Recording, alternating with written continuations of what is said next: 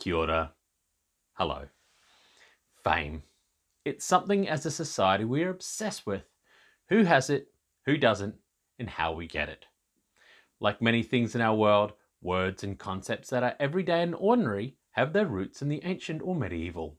Fame is not the exception. Today we are going to discuss the basis of the words and ideas of fame, infamy, and defamation. We're going to discuss the medieval concept of Fama and the importance of medieval talk.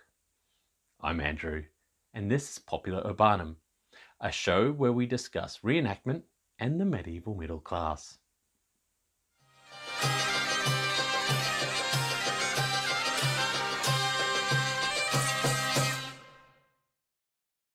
To better discuss Fama, we need to at least try to understand how medieval people considered talk and how talk is a tool of socialization. What I will try to do is provide a glimpse into how medieval people perceived the world, built relationships, and in turn, how this influenced our world as we are the inheritors of the medieval. As usual, if you want to know more, please see the links below for all the sources. As we have mentioned in our previous videos, the basis of medieval society was founded on oaths. The premise of these oaths relied on being overseen by God. The other was the trustworthiness of those swearing them and the trustworthiness of the witnesses. It is through talk that medieval people were able to establish reputations and communicate to those around them the reputations of others. As they lived in tight-knit communities, talk was important. It allowed people to know about each other's lives, news, and keep community relations. Often, it was not just what happened, but what was said of events that was just as important.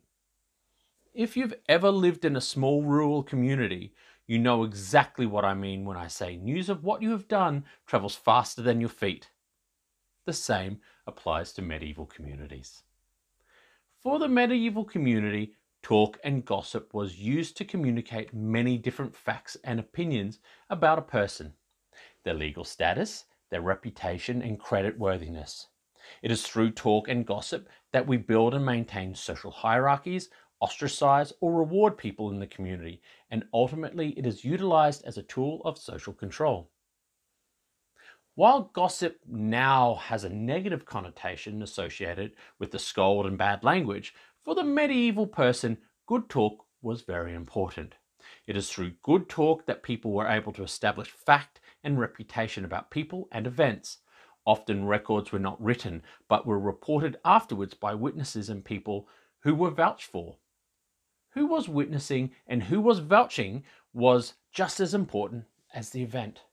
Should someone's character be without merit or fall in disrepute, then how can their word be trusted? Could the event really have happened? It is the tasks of vouching and witnessing that eventually became formalized during the medieval period and early modern into the male professional classes of lawyers, bankers, credit brokers, insurers, notaries, archivists, and so on. So, how does this fit into Fama? And what was Fama? Fama is best described as what is said about a person or event, but also a person's reputation, what was commonly known or said about a person or thing. The concepts of Fama are often investigated through the lens of the courtroom, though the medieval person was aware of Fama outside of a legal device. In trials, Fama was part of the evidence. How one may be determined to be of good character was not just of their standing, but their Fama. What was said of the event and who was saying it was also important. Fama changed hearsay into testimony. A person's standing in the community, reputation, and legal status all had an impact on the courtroom. What was said of them or what they said held weight depending on the Fama. It was recognized that there were two types of Fama, the Fama of facts and the Fama of persons. Fama of facts is that which took place. This stood as the basis of the criminal court, and personal Fama. This is what people said and believed of you, and this became a person's legal status and social status. If a person should have good Fama or bona fama, or bad Fama, mala Fama, this status could improve or remove social or legal privileges.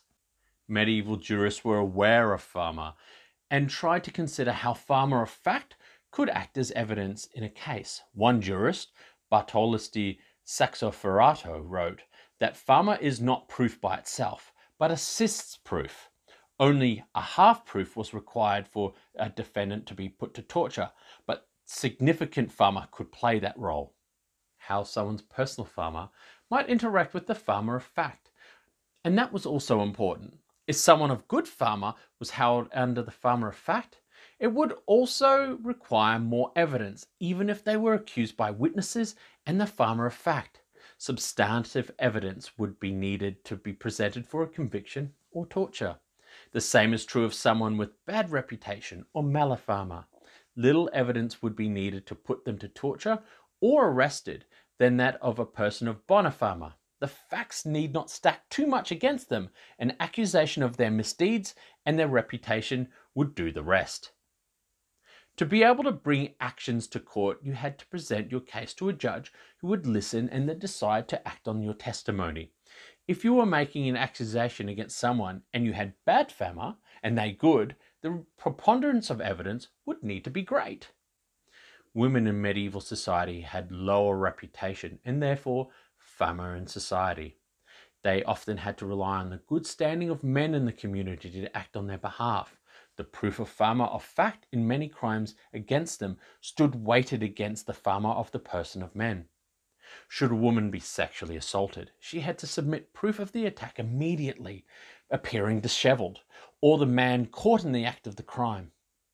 Often a male family member or a male willing to represent them from the community had to make the accusation on her behalf, as she was viewed as half a witness. When faced with such an accusation, a man could be declared innocent of the crime if he had 6 others of good character to swear on his behalf. How do we determine what Fama is, though? Because to us, this sounds like hearsay and rumour. If we were to show up at court and say, "Oh yes, I saw them do it, Your Honour," everyone knows it, I probably would not have much chance of winning my case. For the jurists of the time, it had to be more than what is witness or rumour of the community. Fama was established behaviours, habits and facts. For something to be Fama, it had to be more than just claimed. It must be established, as in, everyone knows this. To establish Fama at trial, first, witnesses were asked if they understood what Fama was. Their responses often would be, "This is what is understood," or "It is what is known by the majority." When asked what the majority was, this might be 10 people, 20 people, 50 or 60. For a judge, anything else was hearsay, which was inadmissible. What was said about people was important.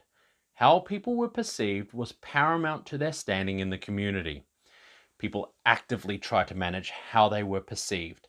Personal Fama was the public knowledge of an individual's behaviours, customs, and reputation.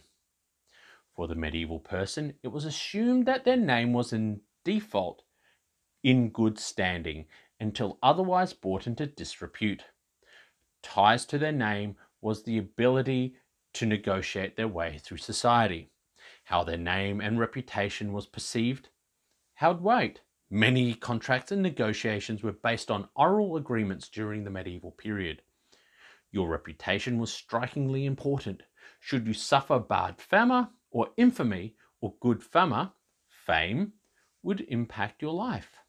So important to the medieval person was the concept of reputation. To slander someone's good name would result in fines, this being violent language.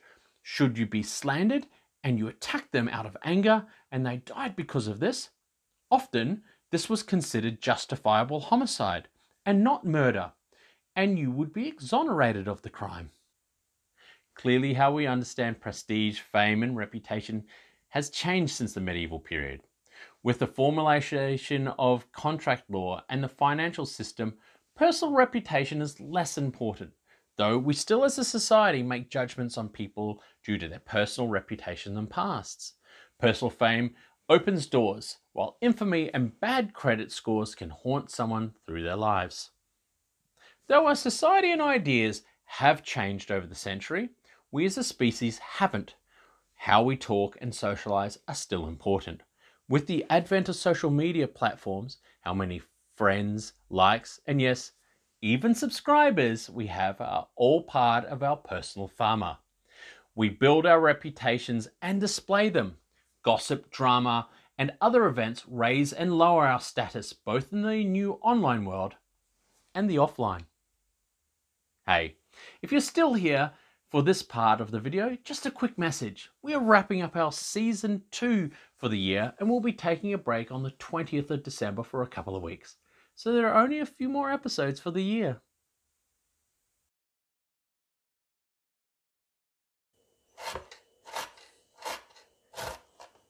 Oh, hi.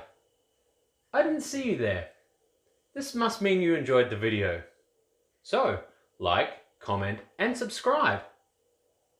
And remember, stay safe, have fun, and keep reenacting.